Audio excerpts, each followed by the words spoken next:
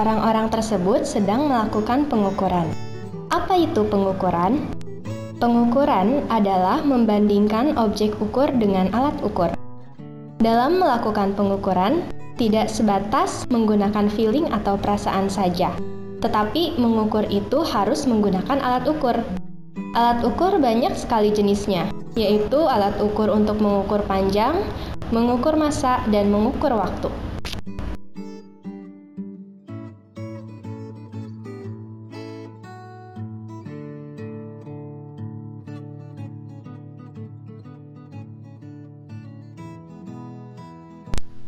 Nah, sekarang mari kita lihat bagian-bagian dari jangka sorong. Ini adalah gambar dari jangka sorongnya. Apa saja bagian-bagiannya? Jangka sorong. Bagian-bagian jangka sorong. Yang pertama, kita punya rahang tetap atas. Rahang atas ini ada sepasang. Satu lagi ini rahang sorong atas. Rahang atas ini berfungsi untuk mengukur diameter dalam. Yang ini rahang tetap bawah.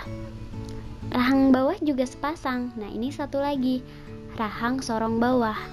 Rahang bawah ini berfungsi untuk mengukur diameter luar suatu benda. Yang utamanya kita punya skala utama untuk mengukur berapa ukuran benda atau diameter benda.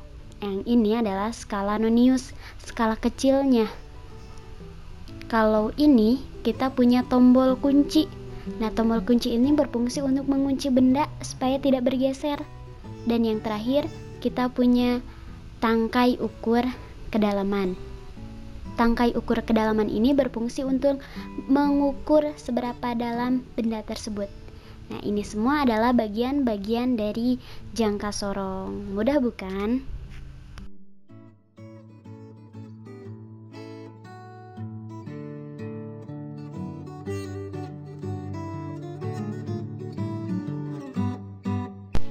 Sekarang kita akan mengukur diameter ballpoint.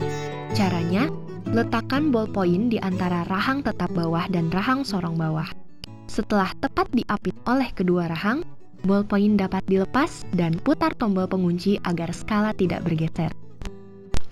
Selanjutnya, mari kita baca hasil pengukuran diameter ballpoint. Pertama, bacalah skala utama yang berimpit atau yang tepat di sebelah kiri titik 0 skala Nonius. Di sini yaitu pada skala 1,1 cm. Lalu, cari skala Nonius yang berimpit dengan skala utama. Mana yang berimpit?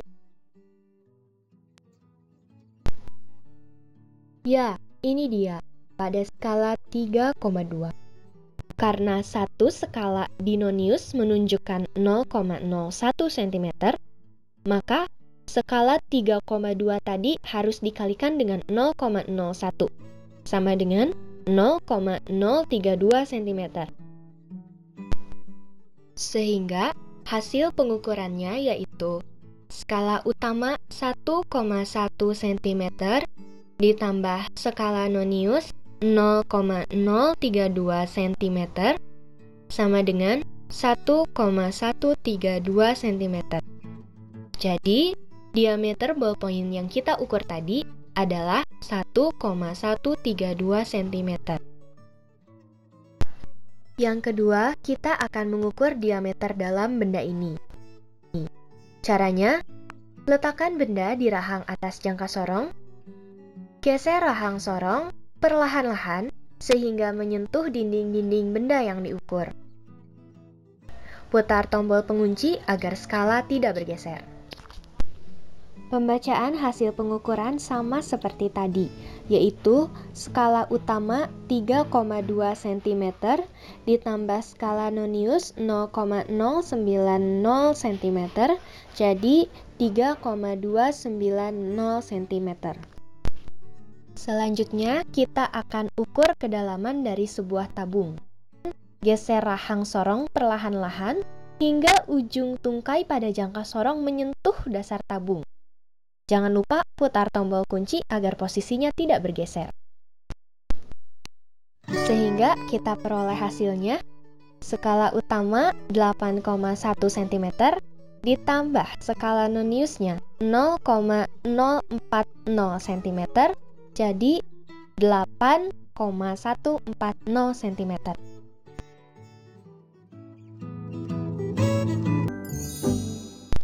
Nah, yang kedua, kita punya micrometer skrup.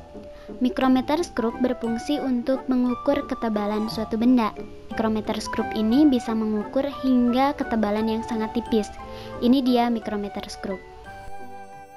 Bagian-bagian dari micrometer skrup, yang pertama kita punya skala tetap.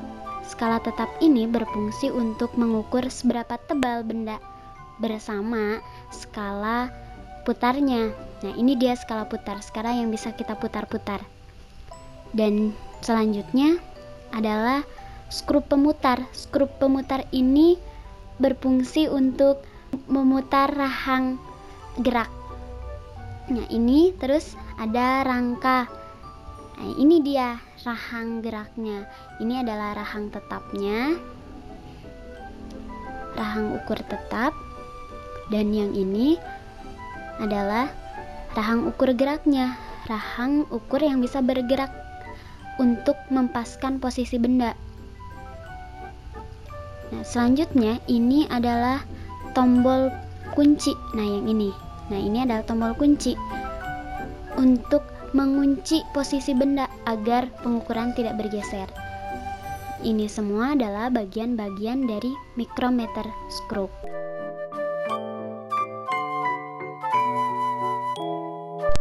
Sekarang, kita akan mencoba membaca skala mikrometer skrup. Misalnya, skala yang ditunjukkan pengukuran adalah seperti ini. Perhatikan, skala tetap menunjukkan angka 10,5.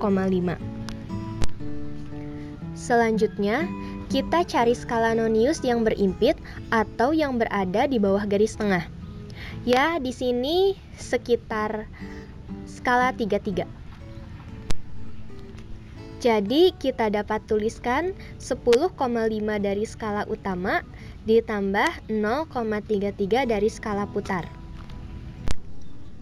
Karena skala putar dengan garis tengah tidak tepat berimpit, melainkan lebih sedikit, ya kira-kira 0,04 dari skala putar.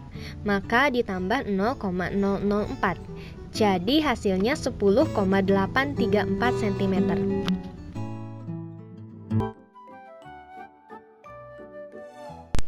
Yang ketiga, kita punya neraca Ohaus. Neraca Ohaus ini adalah alat untuk mengukur massa benda. Mari kita lihat. Ini dia gambar neraca Ohaus. Bagian-bagian dari neraca Ohaus, yang pertama kita punya skrup kalibrasi. Skrup kalibrasi ini untuk mengkalibrasi dulu skala agar tepat berada di 0. Nah, ini adalah skala lengan beban. Terus kita punya dudukan agar si neraca Ohaus ini bisa berdiri tegak. Nah, terus yang paling penting adalah ini nih, piringan. Nah, ini dia piringan. Piringan ini untuk menyimpan bendanya, piringan beban. Dan piringan beban ini digantungkan di sini nih, di gantungan. Nah, ini adalah bagian-bagian dari neraca Ohaus.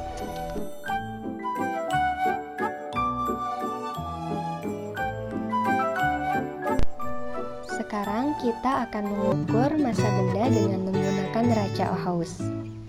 Benda yang akan diukur massanya diletakkan di atas piringan beban. Kemudian, lengan beban digeser-geser. Sebaiknya mulai dari lengan beban dengan skala terbesar. Pemberat pada lengan beban digeser hingga keadaannya setimbang. Adapun skala yang terdapat pada lengan beban neraca Ohaus yaitu skala 200-an, skala 100-an,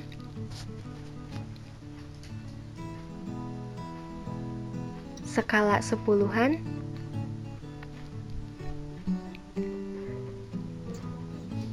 dan skala satuan. Untuk membaca hasil pengukuran, perhatikan skala yang ditunjukkan pada lengan beban.